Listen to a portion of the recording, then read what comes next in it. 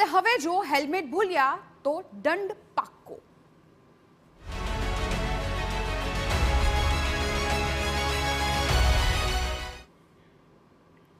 હાઈકોર્ટની ટકોર અને ડીજીપીના આદેશ બાદ રાજ્ય પોલીસ વિભાગ એક્શનમાં છે અને હેલ્મેટ વગરના વાહન ચાલકો પર કાર્યવાહી કરવામાં આવી રહી છે। જો કે સૌથી મહત્વની વાત એ છે કે આ વખતે આ ડ્રાઈવ સામાન્ય નાગરિકો માટે નહીં પરંતુ ખાસ સરકારી કર્મચારીઓ સામે યોજાય છે। અમદાવાદ, સુરત, રાજકોટ, વડોદરા તમામ સ્થળો પર સરકારી કચેરી બહાર ડ્રાઈવનું આયોજન કરાયું છે। અમદાવાદમાં બોડી વોર્ન કેમેરાથી સજ્જ થઈને પોલીસની ટીમ કામ કરતી નજરે પડી છે। અહીં હાઈકોર્ટ બહાર પણ પોલીસે સઘન ચેકિંગ કર્યું છે અને હેલ્મેટ વગરના હાઈકોર્ટમાં પ્રવેશતા લોકો સામે કાર્યવાહી કરી છે। આ તરફ સુરતમાં પણ હેલ્મેટ વગર આવનારા કર્મચારીઓ પાસેથી દંડ વસૂલવામાં આવ્યો છે, તો રાજકોટમાં પોલીસ કમિશનરની ઓફિસ બહાર પણ ડ્રાઈવનું આયોજન થયું છે। આ તરફ વડોદરામાં પોલીસ ભવન, નર્મદા ભુવન બહાર પોલીસે તપાસ કરતા અનેક કર્મચારીઓ હેલ્મેટ વગર ઝડપાયા। સરકારી કચેરી બહાર થયેલી ડ્રાઈવથી પોલીસનું માનવું છે કે જો સરકારી કર્મચારીઓ નિયમોનું પાલન કરશે તો સામાન્ય લોકો પણ નિયમનું પાલન કરવા તૈયાર થશે।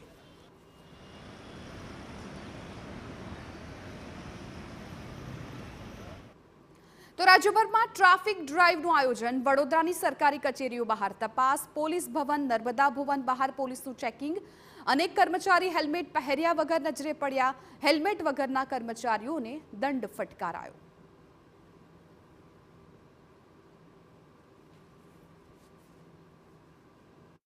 વડોદરા શહેર સહિત રાજ્યભરમાં આજથી ફરી એક વખત ટ્રાફિક ડ્રાઈવ શરૂ કરવામાં આવી છે, ત્યારે વડોદરા શહેરની તમામ સરકારી કચેરીઓની બહાર ટ્રાફિક પોલીસ વિભાગ દ્વારા હેલ્મેટ નહીં પહેરીને આવનાર તમામ લોકોને દંડવામાં આવી રહ્યા છે। ત્યારે હાલ નર્મદા ભુવન અને પોલીસ ભવન ખાતે હાજર છે કે જ્યાં આગળ ટ્રાફિક વિભાગ દ્વારા જે હેલ્મેટ નહીં પહેરનાર લોકોને દંડ કરવામાં આવી રહ્યો છે, મેમો ફટકારવામાં આવી રહ્યો છે।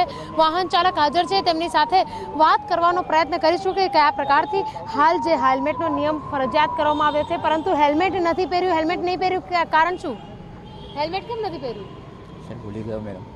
અચ્છા, હેલ્મેટ પહેરવું જરૂરી છે? હા જરૂરી છે।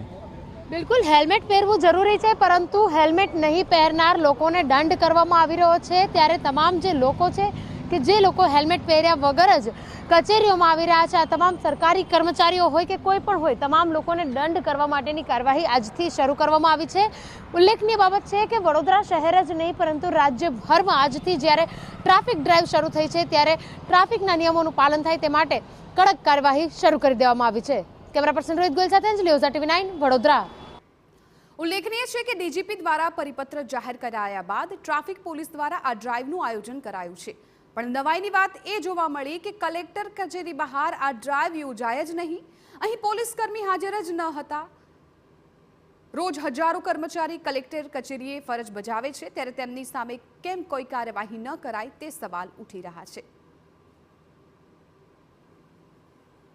આજથી રાજ્યભરમાં ટ્રાફિકની ડ્રાઈવ શરૂ કરવામાં આવી છે, ત્યારે તમામ જે સરકારી કચેરીઓ છે ત્યાં આગળ પોલીસ વિભાગ દ્વારા કર્મચારીઓ તૈનાત રહેશે અને જે સરકારી કર્મચારીઓ હેલ્મેટ વગર આવતા હશે તેઓને દંડવામાં આવશે, પરંતુ કલેક્ટર કચેરી ખાતે અલગ જ પ્રકારનો માહોલ જોવા મળી રહ્યો છે। એક પણ પ્રકારના પોલીસ કર્મચારીઓ અહીંયા આગળ જોવા નથી મળી રહ્યા। જોકે 10:30 વાગ્યા પછી કલેક્ટર કચેરી પર આવતા જે તમામ કર્મચારીઓ હોય છે, પરંતુ જ્યારે 10 વાગ્યાથી ટ્રાફિક ડ્રાઈવ શરૂ થવાની હોય ત્યારે 10 વાગે પોલીસ કર્મીઓ હાજર હોવા જોઈએ, પરંતુ પોલીસ કર્મીઓ જ હાજર નથી, જેના કારણે હેલ્મેટ વગર આવતા સરકારી કર્મચારીઓને એક છૂટો દોર મળી ગયો છે। ત્યારે હવે પોલીસ કર્મચારીઓ પોતાની ફરજ ચૂક્યા છે, તે લોકો ક્યારે આવે છે અને તેઓ દ્વારા સરકારી કર્મચારીઓ જે હેલ્મેટ વગર આવી રહ્યા છે તેઓને ક્યારે દંડવામાં આવે છે તે જોવું પણ તેટલું જ અગત્યનું છે। કેમેરા પર્સન રોહિત ગોયલ સાથે અંજલિ ઓઝા, TV9 વડોદરા। તો ડીજીપીના આદેશ બાદ ટ્રાફિક વિભાગ એક્શનમાં છે। ગાંધીનગરની વિવિધ કચેરીઓ બહાર ટ્રાફિક ડ્રાઈવ, જૂના સચિવાલય બહાર ટ્રાફિક પોલીસે તપાસ હાથ ધરી છે અને કર્મચારી હેલ્મેટ વગર આવતા નજરે પડ્યા। હેલ્મેટ ન પહેરનારાને 500નો દંડ ફટકારાયો। સીટ બેલ્ટ વગર કાર હંકારનારા પણ દંડાયા। રોકડ ન હોવાનું કહેનારાને ઓનલાઈન પેમેન્ટ કરવા કહેવાયું। આ જીવલેણ અકસ્માતો બનતા અટકે એના માટે આપણે વારંવાર હેલ્મેટ પહેરવા અંગે સૂચના કરીએ છીએ, તેમ છતાં પણ અમુક વાહન ચાલકો બેદરકારીપૂર્વક હેલ્મેટ પહેરતા નથી।